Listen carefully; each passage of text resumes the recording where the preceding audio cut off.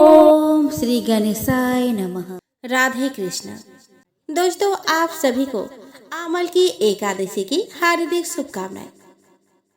दोस्तों, आमल की एकादशी के पावन पर्व पर भगवान श्री विष्णु की कृपा से आपके सभी पाप नष्ट हो जाए और आपकी सभी मनोकामनाएं पूरी हो। दोस्तों, आज इस वीडियो में आप जानेंगे कि साल 2025 में फाल्गुन मास की आंवले की एकादशी कब है। आप जानेंगे इसके शुभ मुहूर्त के बारे में, किस विधि से भगवान लक्ष्मी नारायण की पूजन करें ताकि उनके आशीर्वाद हमें मिल सके, किस मंत्र का जप करें, पारण कब करें और इस दिन भगवान को किस चीज का भोग लगाए, तुलसी दल कब तोड़े और आप श्रवण करेंगे आंवले की एकादशी की पावन व्रत कथा को। तो चलिए दोस्तों, लक्ष्मी नारायण के चरणों का ध्यान करते हुए हम आज के वीडियो का शुरुआत करें। दोस्तों, आंवले की एकादशी इस बार 10 मार्च को है। होली और महाशिवरात्रि के बीच में पड़ने वाली इस एकादशी को आंवला एकादशी और रंगभरी एकादशी भी कहते हैं। फाल्गुन मास के शुक्ल पक्ष की एकादशी को आंवले की एकादशी का व्रत रखा जाता है। इस दिन भगवान विष्णु की पूजा का विशेष महत्व होता है। आंवले की एकादशी पर आंवले के पेड़ की पूजा और उसका इस्तेमाल खास तरीके से किया जाता है।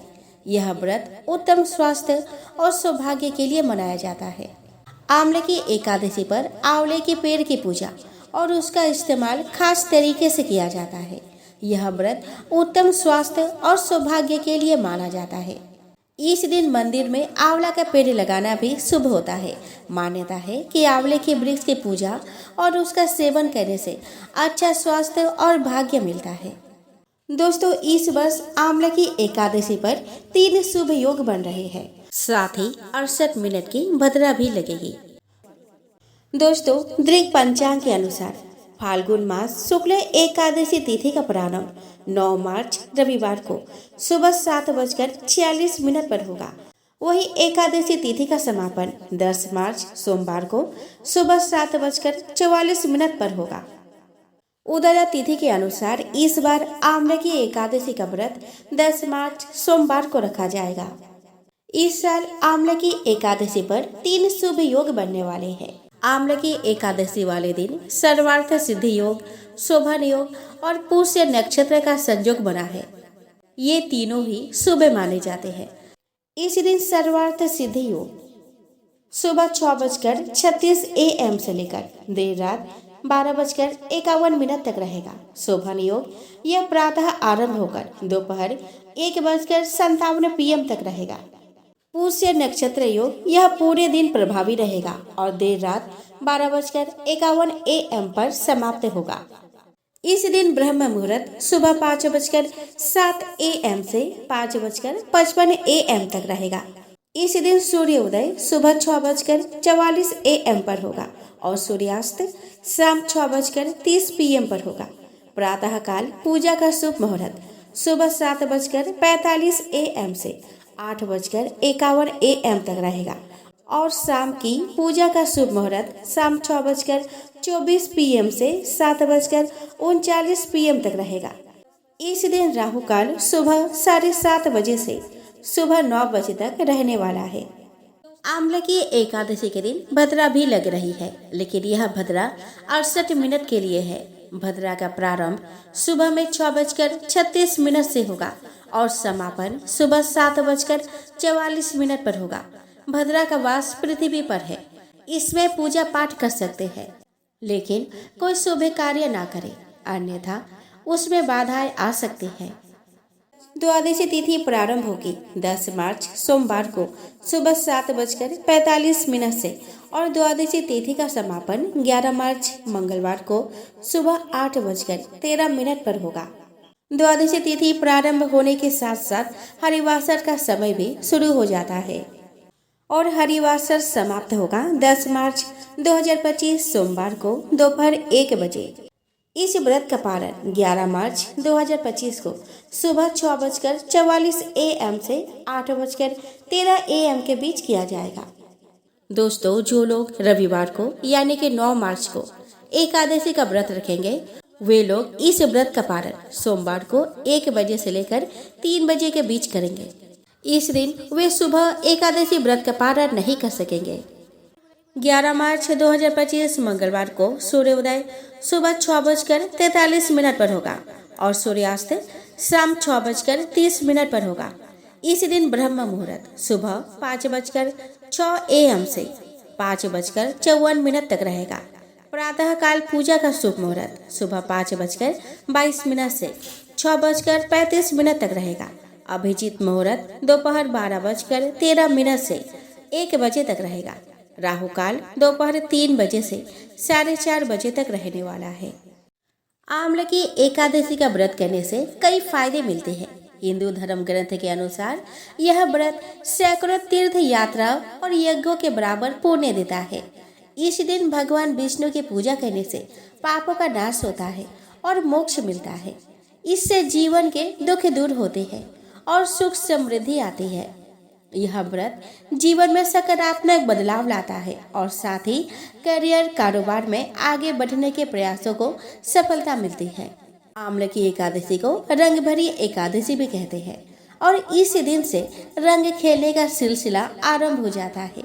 काशी में रंग भरी एकादशी बड़ी धूमधाम से मनाई जाती है। पौराणिक मान्यताओं के अनुसार इस दिन भगवान शिव माता पार्वती से विवाह के बाद पहली बार काशी आए थे। रंगभरी एकादशी पर भक्त शिव जी पर रंग अबीर और गुलाल उड़ाकर खुशी मनाते हैं।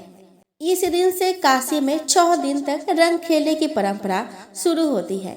मान्यता है कि शिव जी पर गुलाल चढ़ाने से जीवन सुखमय होता है। रंग भरी एकादशी का त्योहार शिव और पार्वती के काशी आगमन का प्रतीक है। इसे काशी की संस्कृति का हिस्सा माना जाता है। रंग भरी एकादशी के दिन भक्त भगवान शिव और माता पार्वती को प्रसन्न करने के लिए विशेष पूजा अर्चना करते हैं। भगवान शिव को लाल गुलाल अर्पित किया जाता है जो उनके उग्र स्वरूप का प्रतीक है। माता पार्वती को श्रृंगार का सामान चढ़ाने से सुख समृद्धि की प्राप्ति होती है। रात में जागरण और भजन कीर्तन से भगवान शिव की विशेष कृपा प्राप्त होती है। इसके अलावा भगवान विष्णु के सामने 9 बत्तियों वाला दीपक जलाकर रात भर रखने का भी विधान है। ऐसा माना जाता है कि इससे घर में सुख शांति और समृद्धि आती है। दोस्तों, फाल्गुन माह की पूर्णिमा को होलिका दहन होता है। फिर दूसरे दिन धुलेंडी का पर्व मनाया जाता है और इसके बाद चैत्र पंचमी के दिन रंग पंचमी का त्योहार होता है। इससे पूर्व एकादशी के दिन शिव और पार्वती रंग और गुलाल से होली खेलते हैं, इसलिए इसे रंग भरी एकादशी कहते हैं। आम्ल की एकादशी के दिन भगवान शिव की नगरी काशी में उनका विशेष श्रृंगार पूजन होता है और उनको दूल्हे के रूप में सजाते हैं। इसके बाद बाबा विश्वनाथ जी के साथ माता गौरा का गौना कराया जाता है। मान्यता के अनुसार इस दिन भगवान शिव माता गौरा और अपने गरों के साथ रंग गुलाल से होली खेलते हैं। यह दिन भगवान शिव और माता गौरी के वैवाहिक जीवन से संबंध रखता है। मान्यता के अनुसार महाशिवरात्रि पर शिव और पार्वती का विवाह हुआ था और रंग भरी एकादशी के दिन ही भगवान शिव माता पार्वती को विवाह के बाद पहली बार काशी लाए थे। इस उपलक्ष्य में भोलेनाथ के गरों ने रंग गुलाल उड़ाते हुए खुशियां मनाई थी। तब से हर वर्ष रंग भरी एकादशी को काशी में बाबा विश्वनाथ रंग गुलाल से होली खेलते हैं और माता गौरा का गौना कराया जाता है। इस दिन बाबा विश्वनाथ माँ पार्वती के साथ नगर भ्रमण करते हैं और पूरा नगर लाल गुलाल से सरोवर हो जाता है। आइए दोस्तों, अब हम श्रवण करें आम्ल की एकादशी की पावन व्रत कथा को। तो दोस्तों, मंधाता बोले कि हे वशिष्ठ जी, यदि आप मुझ पर कृपा करें तो किसी ऐसे व्रत की कथा कहिए जिससे मेरा कल्याण हो। महर्षि वशिष्ठ बोले कि हे राजन, सभी व्रतों से उत्तम और अंत में मोक्ष देने वाले आम्ल की एकादशी के व्रत का मैं वर्णन करता हूँ। यह एकादशी फाल्गुन माह के शुक्ल पक्ष में होती है। इस व्रत के करने से समस्त पाप नष्ट हो जाते हैं। इस व्रत का फल 1000 गोदान के फल के बराबर होता है। अब मैं आपसे एक पौराणिक कथा कहता हूँ, आप ध्यान पूर्वक सुनिए। एक वैदेश नाम का नगर था। जिसमें ब्राह्मण, क्षत्रिय, वैश्य और शूद्र चारों वर्ण आनंद सहित रहते थे। उस नगर में सदैव वेद ध्वनि गूंजा करती थी और पापी, दुराचारी तथा नास्तिक उस नगर में कोई नहीं था। उस नगर में चेतरथ नाम का एक चंद्रवंशी राजा राज्य करता था। वह अत्यंत विद्वान और धर्मी था। उस नगर में कोई भी व्यक्ति दरिद्र व कंजूस नहीं था। सभी नगरवासी विष्णु भक्त थे और आबाल वृद्ध, स्त्री पुरुष एकादशी का व्रत किया करते थे। एक समय फाल्गुन मास के शुक्ल पक्ष की आम्ल की एकादशी आई। उस दिन राजा, प्रजा तथा बाल वृद्ध सभी ने हर्ष पूर्वक व्रत किया। राजा अपने प्रजा के साथ मंदिर में जाकर पूर्ण कुंभ स्थापित करके धूप, दीप, नैवेद्य, पंचरत्न आदि से धात्री यानी कि आंवले का पूजन करने लगे और इस प्रकार स्तुति करने लगे कि हे धात्री, तुम ब्रह्म स्वरूप हो, तुम ब्रह्मा जी द्वारा उत्पन्न हुए हो और समस्त पापों का नाश करने वाले हो। तुमको नमस्कार है। अब तुम मेरा अर्घ्य स्वीकार करो। तुम श्री रामचंद्र जी द्वारा सम्मानित हो। मैं आपकी प्रार्थना करता हूँ, अतः आप मेरे समस्त पापों का नाश करो। उस मंदिर में सबने रात्रि को जागरण किया। रात के समय वहाँ एक बहेलिया आया जो अत्यंत पापी और दुराचारी था। वह अपने कुटुंब का पालन जीव हत्या करके किया करता था। भूख और प्यास से अत्यंत व्याकुल वह बहेलिया उस जागरण को देखने के लिए मंदिर के एक कोने में बैठ गया और विष्णु भगवान तथा एकादशी महात्म्य की कथा सुनने लगा। इस प्रकार अन्य मनुष्य के भांति उसने भी सारी रात जागकर बिता दिया। प्रातः काल होते ही सब लोग अपने घर चले गए तो बहेलिया भी अपने घर चला गया। घर जाकर उसने भोजन किया।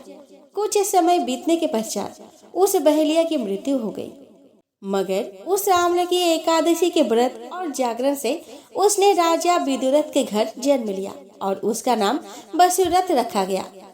युवा होने पर वह चतुरंगिनी सेना के सहित और धन धान्य से युक्त होकर 10,000 ग्रामों का पालन करने लगा।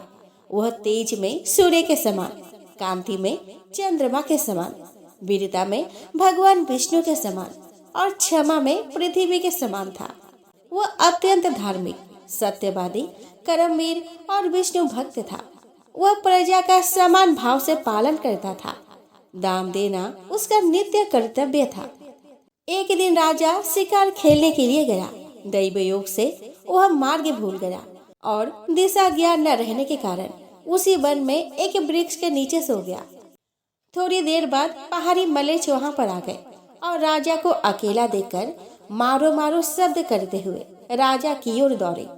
मलेच्छ कहने लगे कि इसी दुष्ट राजा ने हमारे माता, पिता, पुत्र, पौत्र आदि अनेक संबंधियों को मारा है तथा देश से निकाल दिया है, अतः इसको अवश्य मारना चाहिए।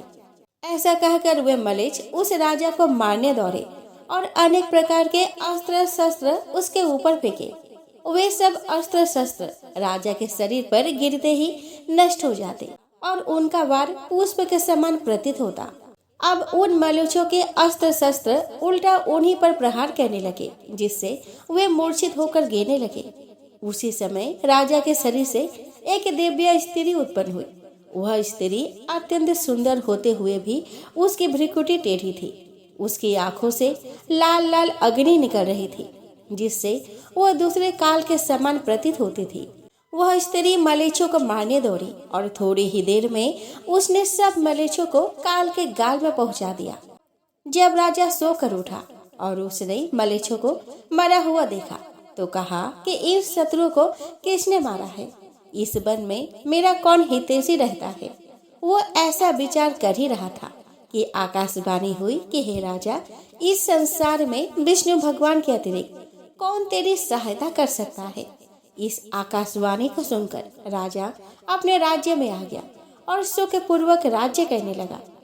महर्षि वशिष्ठ बोले कि हे राजन, यह आम्ल की एकादशी के व्रत का प्रभाव था। जो मनुष्य इस आम्ल की एकादशी का व्रत करते हैं वे प्रत्येक कार्य में सफल होते हैं और अंत में विष्णु लोक को जाते हैं।